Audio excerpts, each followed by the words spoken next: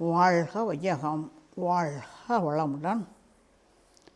ஜனவரி 21 நாள் ஒரு நற்சிந்தனையில், வாழ்க்கை மலர்களில் இன்றைய சிந்தனையில் அறிஞர்களுடைய அனுபவங்கள்ங்கிறத பற்றி ஒரு தலைப்பை சிந்திக்கிறோம்.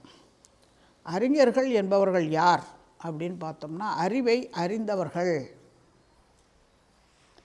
அவர்களைத்தான் அறிஞர்கள்னு சொல்கிறோம். அறிந்தால் பத்தாது, அதை பல இடங்கள்லேயும் தங்களுடைய அனுபவங்களை மற்றவர்களுக்கு எடுத்து சொல்கிறாங்க. அந்த வகையில் பார்த்தோம்னா, முதல் சிந்தனாவாதிங்கிறவர் கிரேக்க தத்துவஞானி சாக்ரட்டிஸ். அவருடைய வாழ்க்கையில் எத்தனையோ நிகழ்வுகள் பார்த்தீங்கன்னா, ஒரு நிகழ்வு அவர் உண்மைகளை உணர்ந்துட்டார். எப்படி இயேசுபிரான் நபிகள் நாயகம்லாம் உள்ளுணர்வின் மூலமாகவே இறை இணைப்புக்கு போய் பல உண்மைகளை உணர்ந்து கொண்டு அதை தன்னுடன் இருப்பவர்களுக்கு பகிர்ந்து கொண்டார்களோ, அதுபோல் சாக்ரட்டிஸும் உண்மைகளை உணர்ந்த அந்த கருத்துக்களை எல்லாம் தத்துவங்களாக அவர் சொல்கிறத பின்னாடி வந்தவங்க தத்துவம்னு சொல்கிறான். ஆனால் அவர் என்ன, எனக்கு தோணுச்சு நான் சொல்கிறேன் அப்படிங்கிற மாதிரி சொல்லுவார். அப்படி திண்ணையில் கூப்பிட்டு நிறைய பேர் உட்கார வச்சுக்கிட்டு இளைஞர்களுக்கெல்லாம் இப்படி நடக்கணும்ப்பா, நீங்கள்லாம் இளைஞர்களாக இருக்கீங்க அப்படின்னு நல்ல உபதேசங்களையெல்லாம் சொல்லுவார். இவர் உண்மை இருக்கிற இடத்துல ஈர்ப்பு ஆற்றல் இருக்கும். எப்போவுமே நீங்கள் இன்றைக்கு வரைக்கும் பாருங்கள், இந்த நிமிஷம் வரைக்கும் எந்த இடத்துல யார்கிட்ட உண்மை இருக்கோ, நேர்மை இருக்கோ, அது ஆட்டோமேட்டிக்காக அது யாரும் நான் உண்மையாக இருக்கேன், நேர்மையாக இருக்கணும்னு தம்பட்டம் அடிக்கணும்னு அவசியமே இல்லை. எப்படி மகரிஷி சொல்கிற மாதிரி மலர்ந்தால் மணக்கும், நிறைந்தால் வழியுன்றாரோ, அதுபோல் மலர்ந்த உடனே எப்படி வண்டுகள் வருதோ அதுபோல் உண்மையை நோக்கி ஈர்ப்பாற்றல் எப்போவுமே இருக்கும். அப்போது அந்த இளைஞர்கள்லாம் திரும்ப திண்ணையில் வந்து அவர் பேசுகிறது அவங்களுக்கு இன்ட்ரெஸ்டாக இருக்குது, நல்ல உபதேசமாக இருக்குது, அவங்களுக்கு வாழ்க்கைக்கு வழிகாட்டுற மாதிரி ஒளிகாட்டுற மாதிரி இருக்குங்கிறனால வந்து உட்காந்துக்கிட்டு பேசுவாங்களாம்.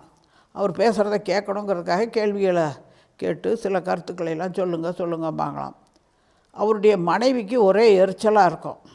சாக்ரட்டிஸோட மனைவி என்னென்னா, குடும்பத்தை பார்க்காம இந்த ஆள் இளைஞர்களெல்லாம் கூட்டி வச்சுட்டு நியாயம் பேசிகிட்டு இருக்காரு, சம்பாரித்து நிறைய காசை சேர்த்து சொத்து சேர்த்தாம அப்படின்னு அந்த அம்மாவுக்கு இவர் மேலே ஒரு சங்கடம், கடுப்பு. இப்போ ஏன்னா ஏதாவது சொல்லி திட்டிக்கிட்டே இருக்குமா, தட்டா புட்டான்னு போட்டு இவர் பேசுகிறத அவங்களுக்கு கேட்க விடாமல் இருக்கிறதுக்கு. நமக்கு கூட சில நேரங்களில் அந்த மாதிரி நடக்கும். நம்ம ஏதாவது ஒன்று சொல்லிகிட்டு இருக்கும்போது அங்கேருந்து ஒன்று டம்மாக இருக்கும், இங்கிட்ட ஒன்று டிம்மாக இருக்கும், அந்த இடையூறுகள்லாம் வரும் சில நேரத்தில். அதுக்கு அவங்க கேட்குறவங்களோட வினைப்பதிவோ இல்லை சொல்கிறவங்களோட வினைப்பதிவோ தெரியாது. அது மாதிரி அந்த அம்மா டுமார்னு போடுமா, பாத்திரம் மட்டங்கள்லாம் போட்டு உடைக்குமா. அவர் சிரிச்சுக்கிட்டே சாக்ரட்டிஸ் என்ன சொல்லுவாராம், இடி இடிச்சுக்கிட்டு இருக்குதும்பாராம். ஒரு நாள் அந்த அம்மாவுக்கு தாங்க முடியாமல் ஒரு வாளி நிறைய தண்ணியை கொண்டு வந்து திண்ணையில் உட்கார்ந்து அந்த பசங்க இந்த சாக்ரட்டிஸ் எல்லார் வேலையும் அப்படி வீசி ஊற்றிட்டு போயிருச்சான். பாடா இத்தனை நாளாக இடி இடிச்சது, இன்றைக்கி தான் மழை பெஞ்சதுன்னு சொன்னாராம். அப்போ இதில் என்ன, இதை பற்றி பின்னாடி இவருடைய சீடர்களாக வந்த பிளாட்டோ, அரிஸ்டாட்டில் போன்றவர்கள்லாம் அவருடைய லைஃப்பில் நடந்த பல விஷயங்களை மற்றவங்களுக்கு எடுத்து சொல்லியிருக்காங்க. அதெல்லாம் எழுத்து மூலமாக இன்றைக்கி வரைக்கும் வந்திருக்கு. இப்போ இந்த ஒரே ஒரு நிகழ்ச்சியிலேருந்து நாம் தெரிந்து கொள்வது என்ன அப்படின்னாக்க, பொறுமை கடலினும் பெரிதுன்னு வள்ளுவர் சொல்கிறார். ஆனால் அதுவும் கூட கூடாதும்பார் நம்ம குருமகான். எல்லாம் கட்டவே கூடாது பொறுமைங்கிறதுக்கு. அப்போ அந்த வகையில் அந்த மனைவி அவங்களுக்குடைய சங்கடத்தை வெளிப்படுத்துறதுக்காக அந்த மாதிரி செஞ்சாலும் கூட, இப்போ சாதாரண ஒரு மனிதர்களாக இருந்தாக்கா உடனே மனைவியை போட்டு அடித்து துன்புறுத்தி வெளியே அப்படி பண்ணுவாங்க. அதுதான் சாதாரண மனிதர்கள். அவர் ஒரு ஞானி அல்லவா, அதனால் அந்த இடத்துல ஒரு தத்துவத்தை சொல்கிறார். ஏன்னா இடி இடித்தா தான் மழை பெய்யுங்கிறத அந்த இடத்துல ஒரு தத்துவம் வெளியே வருது. அதே சமயத்தில் அதை அப்படியே டேக் இட் ஈஸி, எந்த ஒரு நிகழ்ச்சி நடந்தாலும் கூட அதை அப்படியே ஏற்றுக்கொள்ளக்கூடிய மனப்பக்குவம் மனிதர்கிட்ட இருக்குங்கிறத இந்த ஒரு நிகழ்ச்சியில் நம்ம தெரிஞ்சுக்கலாம். அதைத்தான் காந்தியடிகள் சொல்லும்போது சொல்லுவார், என் ஒருவனால் முடிகிறது என்றால் உங்கள் அனைவராலும் முடியும், ஏனென்றால் நீங்களும் மனிதர்கள், நானும் மனிதர் தான். அப்போ எல்லாருக்கும் அவரவர் வினைப்பதிவுக்கு ஏற்பத்தான் நடக்குது. அப்போ அதுபோல் ஒவ்வொரு நிகழ்வுகளையும் பார்த்தோம் அப்படின்னம்னா, நிறைய நமக்கு முன்னாடி கோடான கோடி பேர் வாழ்ந்துட்டு போயிருக்காங்க இந்த பூமியில். ஆனால் எல்லாரோட சரித்திரமாக இங்கே ஞாபகத்தில் இல்லை. வாழ்ந்தவர்கள் கோடி, மறைந்தவர்கள் கோடி. ஆனால் மக்களின் மனதில் நிலச்சி நிற்கிறவங்க யார் அப்படின்னு பார்த்தோம் அப்படின்னம்னா, வரலாறுகளில் பேசப்படக்கூடியவங்களை நம்ம பாடப்புத்தகங்கள்லேயே மாணவ பருவத்திலேருந்தே படித்து வர்றோம். ஏன்னா மக்களுக்காக வாழ்ந்தவர்கள், அறிஞர் பெருமக்களாக இருந்தவங்க, அறிவை அறிந்தவர்கள், மற்றவர்களுக்கு எடுத்து சொன்னவர்கள், தலைமை பொறுப்பில் இருந்தவங்க, எந்த மாதிரிலாம் வாழ்க்கையில் வெற்றி அடைஞ்சாங்க, ஏழ்மை நிலையில் வறுமை நிலையில் இருந்தாலும் கூட அவர்கள் எப்படியெல்லாம் தங்களுடைய அறிவையும் ஆற்றலையும் பயன்படுத்தி முன்னுக்கு வந்து மற்றவர்களுக்கு ஒரு ரோல் மாடலாக விளங்கினார்கள். அப்படி இருக்கக்கூடியவங்களுடைய வரலாறுகளை தான் நம்ம வந்து பாட புத்தகத்தில் பள்ளிக்கூடத்திலே படித்தோம். அப்போ அதில் வந்து சில நேரங்களில் சில நிகழ்வுகள் அதெல்லாம் சொல்லுவாங்க வரலாறுகளில். ஒரு போரிடுறதுக்கு போகிற இடத்துல கூட பார்த்திங்கன்னா, ஒரு மாவீரன் அலெக்சாண்டர் அவரை பற்றி சொல்லும்போது சொல்லுவாங்க, டம் டும் டும்னு குண்டுகள்லாம் வெடிச்சுக்கிட்டு இருக்குமா போர்க்களத்தில். ஆனால் அவர் இடையில ஒரு தடவை 2 தடவை போய் தியானம் பண்ணுவாராம். அவ்வளவு இரைச்சல்கள் இருக்கக்கூடிய இடத்துல கூடாரத்தில் போய் உட்காந்து ஒரு 15 நிமிஷம் அமைதியாக ஆழ்ந்து தவம் பண்ணிட்டு வந்துட்டார்னாக்க, அந்த அமைதியான மனநிலையில் எந்த இடத்துலையும் அவருக்கு வந்து சலனம் இல்லாமல், தடுமாற்றம் இல்லாமல் அந்த போர்க்களத்தில் தன்னை ஈடுபடுத்தி கொண்டு அந்த செயலில் வெற்றி பெற முடிஞ்சிருக்கு அப்படிங்கிறதையும், அவ்வளவு சத்தம் போரிடுற இடத்துல குண்டுகள், துப்பாக்கி குண்டுகள், பாம் குண்டுகள்னு வெடிக்கிற இடத்துல கூட தியானம் பண்ண முடியும் அப்படிங்கிறத பின்னாடி வந்தவங்க அவருடைய செயல்பாடுகளை பற்றி அவருடன் இருந்தவங்கெல்லாம் எழுத்து மூலமாக சொல்லியிருக்காங்க. அப்போ அதுபோல் அப்போ நம்மளாலையும் முடியும். அப்போ தியானம் பண்ணுறவங்களுக்கெல்லாம் காக்கா கத்துச்சு, நாய் குலைச்சிச்சு, வண்டி வந்துச்சு அப்படின்னு சொல்லாமல், எவ்வளவு இரைச்சல்கள் இருந்தாலும் கூட அந்த ஒரு மாவீரனே தவம் பண்ணார். உலகத்தையே ஒரு குடைக்குள் கொண்டு வரணும்னு அத்தனை நாடுகளை பிடிச்சவர் தான். இடையில இறந்து போயிட்டார். ஒருவேளை அந்த ஆள் இறந்து போகாமல் இருந்தால் உலகத்தையே ஒரு குடைக்குள் கொண்டு வந்திருக்கலாம். அதுக்கு காரணம் என்னன்னு பார்த்தோம்னாக்கா, இந்த மாதிரி இடையில அந்த தியானம் செஞ்சு அந்த இறை இணைப்புக்கு போவதன் மூலமாகத்தான். அந்த ஒரு அனுபவம் நமக்கு கிடைக்குதுங்கும் போது நம்மளும் சில செயல்களில் ஈடுபடும் போதே நம்மளும் அதுபோல் அந்த தியானத்தில் இருந்தோம் அப்படின்னம்னா, உடல் உயிர் மனம் ஒன்றிணைஞ்சு இருக்கும்போது நம்ம செய்யக்கூடிய செயல்களில் தடுமாற்றம் வராதுங்கிறத நம்ம தெரிந்து கொள்கிறோம். இதுபோல் வாழ்ந்தவர்கள் அவர்களுடைய அவங்களுக்கு ஏற்பட்ட அனுபவங்கள் எல்லாத்தையுமே வரலாறுகளில் சொல்கிறாங்க, பாடங்களில் நம்ம படிக்கிறோம். அதன் பிறகு பார்த்தோம்னா நிறைய புத்தகங்களாகவும் வருது. இதெல்லாம் என்னன்னு பார்த்தா, அவங்க இருந்த காலத்தில் இல்லை, இவங்க பிறந்திருக்கக்கூட மாட்டாங்க, ஆனால் அவங்கள பற்றியெல்லாம் இன்றைக்கி இவங்க சொல்லிகிட்டு இருப்பாங்க. இது காரணம் என்னென்னா, இது நிறைய பேருக்கு தெரியறதில்ல. ஆனால் மனவள கலைஞர்களாக இருக்கிறவங்க அதை நல்லா உணர்ந்து கொள்ளணும். ஏட்டுநிலை கை எண்ணமோ அகண்டாகாரம்பார் குருமகான். ஏன்னா நான் என்பதை விட்டுட்டு நாம் ஒரு மீடியேட்டராக இருந்தோம் அப்படின்னம்னா, நம்ம எதை நினச்சி எழுத உட்காந்துறோம் சொல்ல ஆரம்பிக்கிறோம் அப்படின்னா கூட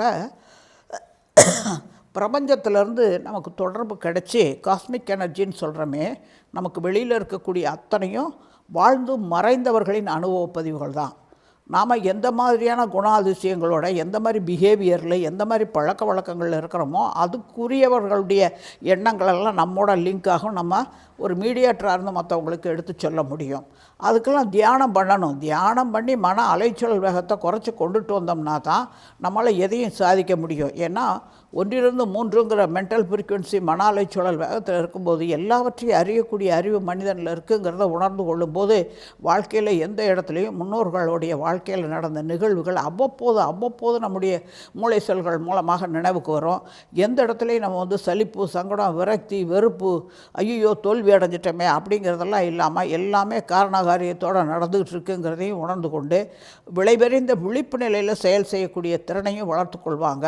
இப்போது ஒவ்வொரு காரியம் நடக்கும்போதும் ஒவ்வொரு செயல்கள் செய்யும் போதும் பார்த்தோம்னா, அந்த ஏற்கனவே நம்ம பலருடைய அனுபவங்களை நமக்குள்ளார வச்சுருக்கோங்கும்போது அவங்களுக்கு நடந்த இன்ப துன்பங்கள் அதெல்லாம் எந்த மாதிரி அவங்களுடைய அணுகுமுறை, மெத்தட் ஆஃப் அப்ரோச்சிங்கிறது, அணுகுமுறைகள் எப்படி இருந்தது, அதன் காரணமாக அவங்களுக்கு எப்படி வெற்றி கிடைச்சது அப்படிங்கிறது நமக்கு நினைவுக்கு வரும்போது அதே மாதிரி நம்மளும் செயல்படும் போது நமக்கு அந்த இடத்துல தோல்வி வர்றதுக்கு வாய்ப்பே இல்லை. அதுபோல் சில சந்தர்ப்பங்களில் அவங்களுடைய அறிவின் குறைபாட்டினாலேயோ அல்லது கர்ம வினை பதிவின் காரணமாகவோ அல்லது சந்தர்ப்ப சூழ்நிலையின் காரணமாகவோ அல்லது சமுதாய வினையின் காரணமாக தோல்விகளை சந்திச்சிருந்தாங்கன்னா அந்த மாதிரியான ஒரு சந்தர்ப்பங்களை நம்மளும் வந்து அந்த மாதிரியான ஒரு விஷயங்களை ஒதுக்கி தள்ளிட்டு நம்ம செயல்படக்கூடிய திறனை வளர்த்து கொள்ள முடியும்.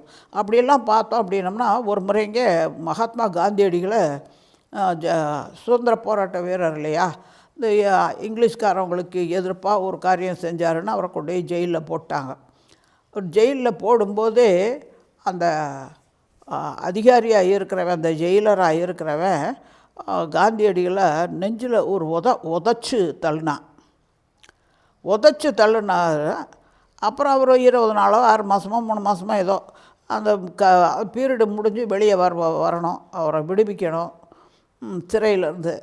அப்போ அங்கே சிறையில் இருக்கும்போதே அங்கே சும்மா நம்ம உணவை மலமாக்குற மிஷினாக இருக்க முடியாது. சிறையில் இருக்கிறவங்களும் அவங்களுக்கும் சில கடமைகள், எப்படி காந்தியடிகள் ஆசிரமத்தில் தனக்கென்று சில கடமைகள், தன்னுடன் இருப்பவர்களுக்கு என்று சில கடமைகளை வகுத்து வச்சுருந்தாரோ, அதுபோல் சிறையில் இருக்கிறவங்களும் ஒவ்வொருத்தரும் ஒவ்வொரு வேலைகள் செய்யணும். இப்போ அந்த வகையில் செருப்பு தைக்கிற வேலையை பழகிட்டார் அந்த தடவை காந்தியடிகள். அப்போது அந்த ஜெயிலர் இருக்காரே, அந்த ஆளோட கால அளவுக்கு கரெக்டாக செருப்பு தைச்சி வச்சுட்டார். அவரை விடுவிக்கிற அன்னைக்கு, ஐயா நான் உங்களுக்கு கொடுக்கணுங்கிறதுக்காக நான் இந்த மிதியடிகளை தயார் பண்ணியிருக்கேன், நீங்கள் அதை அணிஞ்சு கொள்ளணும் அப்படின்னு ரொம்ப பணிவாக சொல்கிறார். தன்னை உதச்சவனை கூட பணிவாக சொல்ல முடியுங்கிறதுக்கு ஒரு எடுத்துக்காட்டு அது. அப்போ அந்த ஆளுக்கு ஒரே ஆச்சரியம், போட்டால் கரெக்டாக இருக்குது காலில், எப்படியா என் காலை நீ அளவே எடுக்கல, எப்படி தைச்ச? அப்படி இல்லைங்க, நான் இங்கே உள்ளே வர்ற அன்னைக்கு என்னை நீங்கள் உதச்சிங்க இல்லையா, என்னோடய மார்பில் உங்களுடைய அந்த பாதத்தோட அடையாளத்தை நான் ஞாபகம் வச்சுக்கிட்டு தைச்சேன்கனார். அங்கே தான் இன்னா செய்தாரை ஒருத்தல் அவர் நன்னயம் செய்து விடல்னு வள்ளுவர் சொல்கிறாரே, அதுபோல் ஒவ்வொருத்தருடைய வாழ்க்கையிலையும் நடந்த அப்போ தன்னை உதச்சவனுக்கு கூட செருப்பு தைச்சு போடக்கூடிய அளவுக்கு இருந்ததுனால தான் அவர் மகாத்மா காந்தியாக இருக்கார். அதுபோல் தான் நம்முடைய குருமகாவுடைய வாழ்க்கையில் எவ்வளவோ நிகழ்வுகள், அது எல்லாம் தான் அவரை ஒரு உலக மகா குருவாக உயர்த்தி இருக்குது. அப்போ நம்மெல்லாம் உலக மகா குருவாகவோ ஒரு மகானாகவோ கூட மாற வேண்டாம். மற்றவங்களோட வாழ்க்கையில் நடந்த இன்ப துன்பங்களையும் சில நிகழ்வுகளையும் நம்ம வாழ்க்கையில் அதை நடைமுறைப்படுத்துவதற்கு எடுத்துக்கொண்டோம் அப்படின்னம்னா நமக்கு கிடைச்சிருக்கிற வாழ்க்கையை இனிமையாக மற்றவர்களை துன்புறுத்தாமல் வாழக்கூடிய தகமை நமக்கு கிடைக்குங்கிறது தான் இன்றைய சிந்தனையில் அறிஞர்களுடைய அனுபவங்கள்ன்ற ஒரு தலைப்பில் நம்மளை சிந்திக்க வச்சுருக்கார் நம்முடைய குரு மகான். மேலும் சிந்திப்போம், தெளிவு வருவோம்.